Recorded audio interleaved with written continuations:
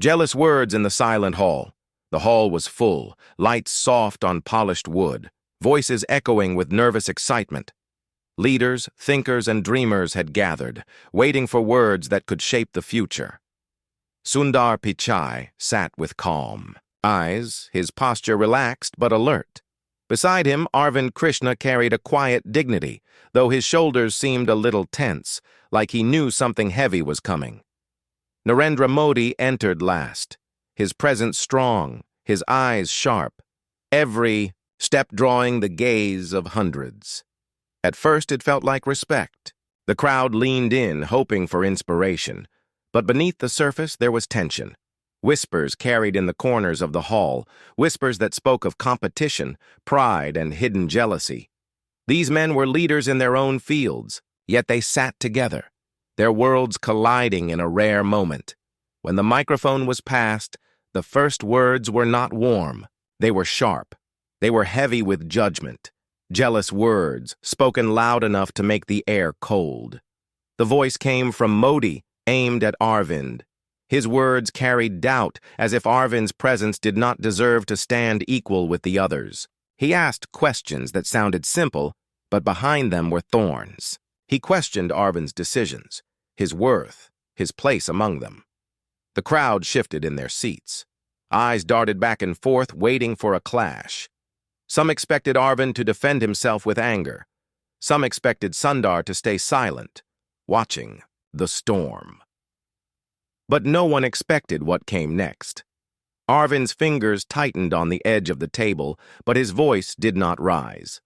Inside him, memories of years of hard work and scars of hidden battles burned. He remembered the lonely nights of building, the moments of humiliation he had endured in silence, and the respect he had earned not by shouting, but by standing firm.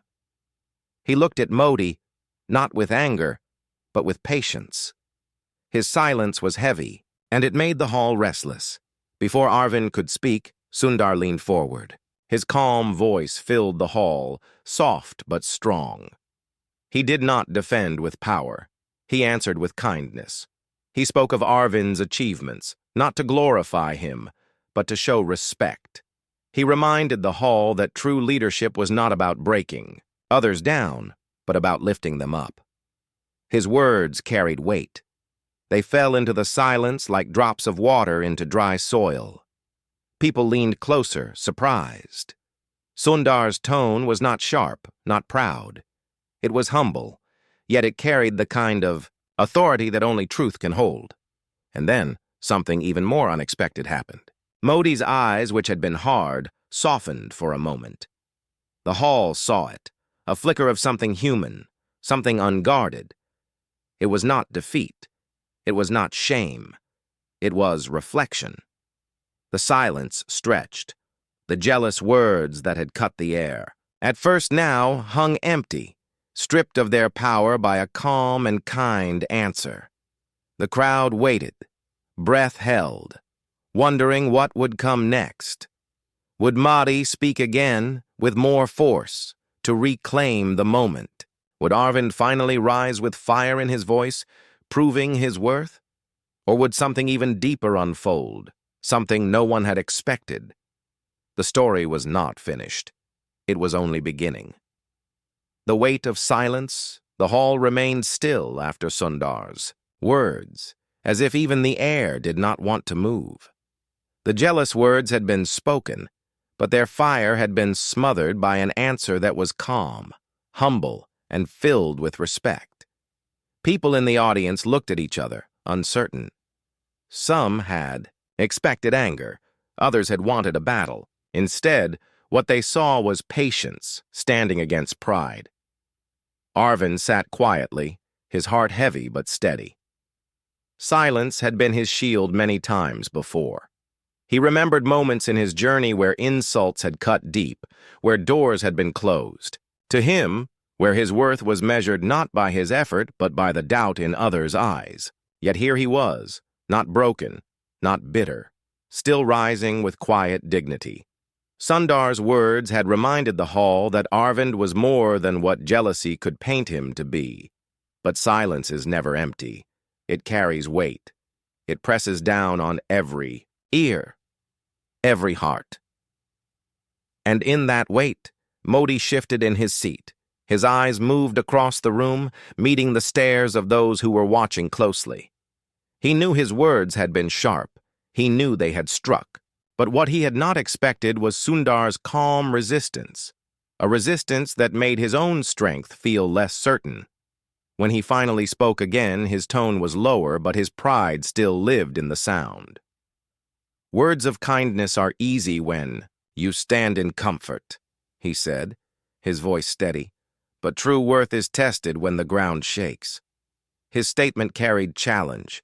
It was not only aimed at Arvind now, it reached Sundar too, like a shadow stretching further. Sundar did not answer immediately. He let the pause stay, letting the challenge breathe. The audience leaned forward, caught between fear and curiosity. Would Sundar fight back? Would Arvind finally break his silence? Or would something deeper unfold? Arvind slowly raised his eyes. His lips parted, and his voice, though soft, cut through the hall. "Respect is not tested by shaking the ground," he said. "It is tested by how you stand when others try to push you down." His words were not loud, but they carried truth. And truth does not need volume to be heard. The hall shifted again. Some nodded, some looked surprised, and some began to feel something stir inside them, a realization that the battle they had expected was turning into something else, something more powerful than conflict. Yet Modi was not a man who stepped back easily. His pride, built over years of leadership and power, refused to bend without resistance. He leaned forward, his eyes sharp again, and he asked a question that pierced the air. "If respect is your shield, Arvind, then tell me, what do you gain when others walk over you? With stronger feet?" This time, Arvind did not look down. He did not tighten his grip. He simply breathed and let his silence carry strength before answering. "I do not gain from their step," he said softly, "but I gain from not becoming like them." The hall froze. Those words carried something heavy, something raw. Even Sundar turned to look at Arvind, his calm eyes bright with quiet pride. In that moment, the hall understood that Arvind's silence had not been weakness. It had been patience waiting. For the right moment to rise, the tension did not break. It deepened. Because now, the question was not whether Arvind could defend himself, but whether Modi would let his pride bend or break under the weight of humility. The story was moving deeper, and the hall could feel it. Cracks in the pride, the hall seemed smaller now, though it was vast and wide. Every word spoken had pulled the walls closer, pressing on the minds of those seated inside. Sundar's calm, Arvind's quiet strength, and Modi's sharp pride had woven a tension so thick that even the air carried weight. The audience could not look away. Some had come expecting speeches filled with polite praise, but instead, they had been caught inside a storm of words where humility and pride were colliding. Every pause felt dangerous. Every glance carried meaning. Modi's eyes lingered on Arvind. There was a fire there, one that had built from years of carrying the weight of a nation, from battles fought in silence and wars of words both inside and outside his homeland. To bend in front of others was not in his nature. Yet what he faced now was not an enemy to defeat. It was a mirror reflecting back at him, a mirror showing him what pride could not hide. Sundar watched carefully. His heart was calm, but his mind was sharp. He knew this was not about winning an argument. It was about showing the room what respect truly meant. It was about protecting Arvind without turning the moment into war. He leaned back slightly, his hands resting quietly, and his silence told everyone he was listening more than he was speaking. Arvind, though shaken inside, did not let it show. His silence earlier had been his shield, but now his words had become his strength. Still, deep inside, he felt the sting of Modi's challenge. He remembered every moment when people had questioned him, every jealous remark that had tried to shrink him. Those memories rose like shadows, but he pushed against them with something stronger, his dignity. When Modi spoke again, his voice was steady, but softer than before. "You say you will not become like them," he said, his tone carrying the edge of disbelief. "But does patience not make you small in the eyes of those who demand power?" A whisper ran through the hall. It was a question many had asked in silence. Patience, kindness, humility, these were often mistaken for weakness. And here was a man of power giving that doubt a voice. Arvind's breath was slow, but his reply was quicker than before. "Power without humility is like fire without light," he said, his voice calm. "It burns, but it does not guide." The words landed with force, though they were not shouted. Some in the hall shifted uncomfortably. They had never heard Arvind speak with such steady weight. Sundar's eyes softened, a small smile at the corner of his lips, as if he had known all along that Arvind's silence was not emptiness, but strength waiting for its moment. Modi looked at him, and for a fleeting second, his eyes flickered with something different. Was it doubt? Was it reflection? No one could be sure. But it was there, a small crack in the wall of pride, and the room felt it. Still, pride does not break easily, and the silence that followed was not peace. It was the deep breath before the next wave. The hall waited. The tension grew heavier. The storm had not ended. It had only shifted. The turning of voices, the silence in the hall was sharp, almost painful. It felt as though everyone was trapped between two worlds. The world of pride that pressed forward with force, and the world of humility that stood calm and unshaken. Every face in the audience carried the same expression, wide eyes and parted lips, waiting for the next sound to break the stillness. Modi's hands rested on the table before him. His fingers tapped once, twice, as if he was counting the rhythm of his own thoughts. His words had always carried weight. When he spoke, people listened. But here, in this hall, his voice no longer filled the space alone. Sundar's calm and Arvind's quiet strength had shifted the balance. The power of jealousy had started to lose its grip, and he could feel it. His eyes narrowed, but when he spoke again, his tone had changed. It was less sharp, more measured. "Your words sound noble," he said, looking at Arvind.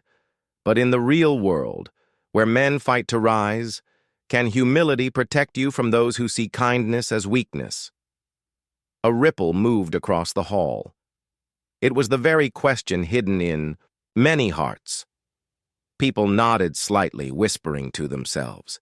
They wanted to hear how Arvind would answer, how Sundar would respond, if patience truly had the strength to stand against the storm of power. Arvind's chest rose with a deep breath. His eyes did not drop, and his voice, though soft, carried strength that pierced the silence.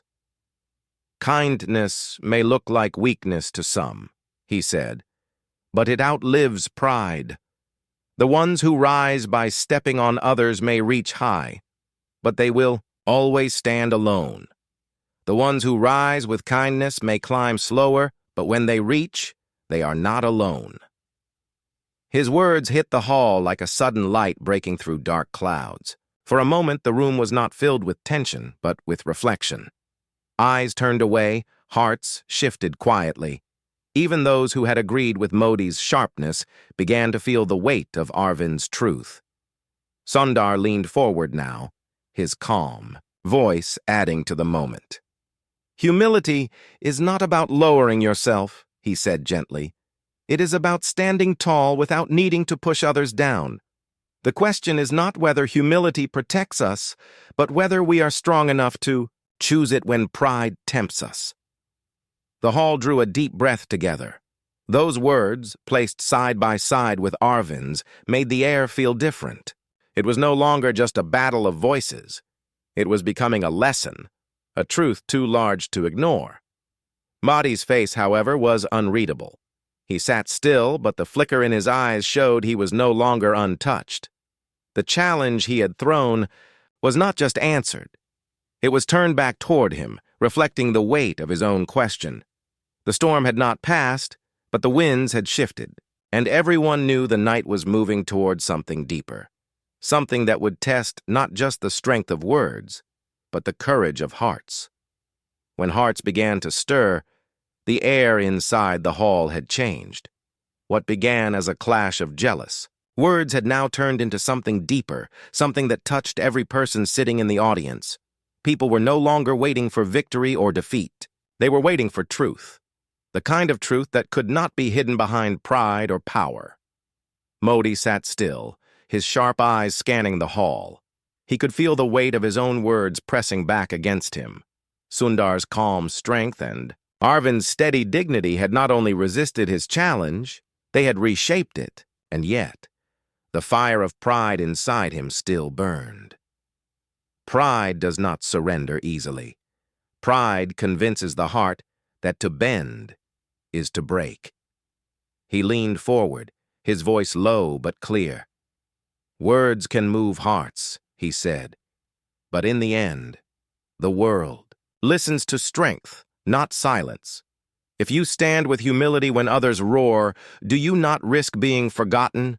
The question echoed, reaching deep into the minds of the audience. It was a question many feared. A question that lived in the corners of ambition. To be forgotten, to be overlooked, to be left behind. These were wounds that silence often carried. Arvind looked down for a moment. His silence stretched, but it was not weakness. It was the silence of someone choosing his words carefully, someone carrying the weight of experience. When he finally spoke, his voice was steady, his eyes filled with memory. "I have been forgotten before," he said softly. "I have been overlooked, doubted, even dismissed. But every time I rose again, I rose not with anger, but with patience. The world may forget a man's name for a season, but it will never forget his character. Strength may be remembered in fear, but kindness is remembered in hearts." A hush swept over the room. Some shifted uncomfortably as if those words had touched places they tried to hide. Others felt their eyes sting because they knew the truth of it. Kindness, once given, is never lost. It lives in the memory of those who receive it. Sundar's voice followed, calm and certain.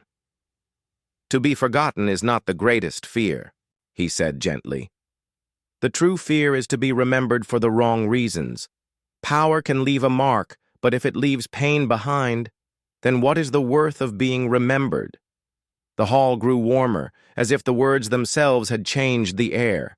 Whispers quieted, and even those who had come expecting conflict found themselves leaning forward, not for drama, but for meaning. Modi's jaw tightened. He was a man who had stood before crowds larger than this, who had carried the weight of nations on his shoulders. Yet here, under the gaze of humility, his pride was being tested in ways he had not expected. He wanted to speak again, to push harder, to prove that strength belonged to power. But something inside him hesitated. The hesitation was small, but it was enough for the audience to notice. For the first time, they saw not just the leader, but the man behind the words. And in that pause, hearts began to stir. The edge of change, the silence in the hall felt different now. It was no longer filled only with tension or pride. It was filled with questions that lived inside every heart. People were no longer just watching a clash of voices.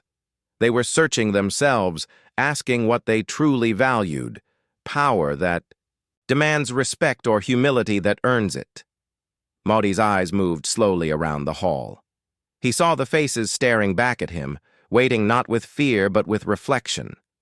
His chest felt heavy, and for the first time in a long while, he wondered if his words had truly built respect or only forced obedience. Pride whispered inside him, telling him not to bend. Pride told him that to soften now would be weakness. Yet another voice, quieter but stronger, asked him if this was the moment he needed to listen instead of command.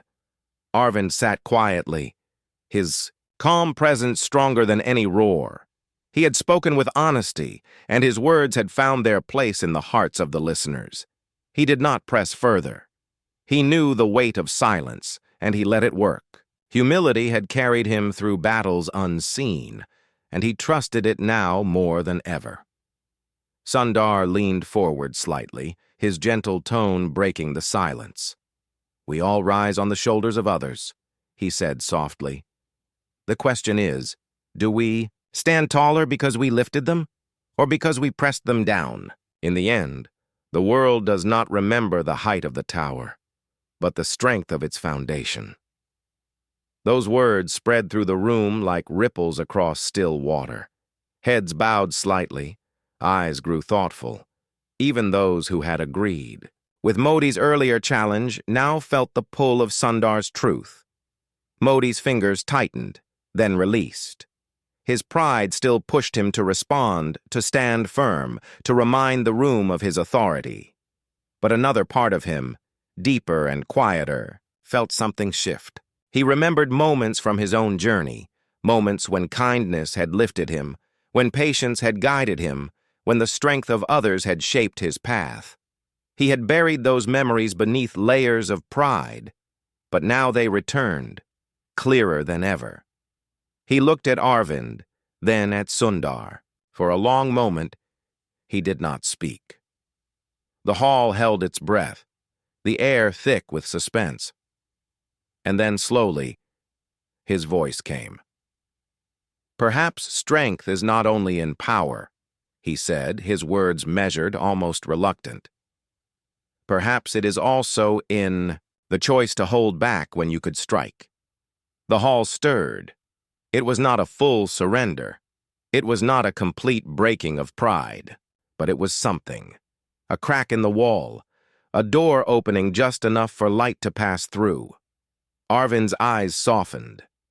Sundar nodded gently, his calm presence steady as ever.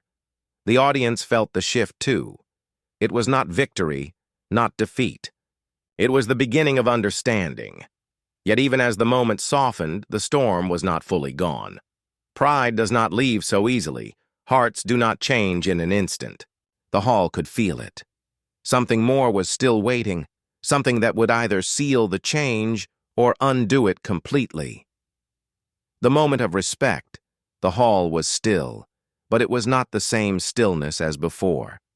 At first, the silence had been heavy with pride and jealousy.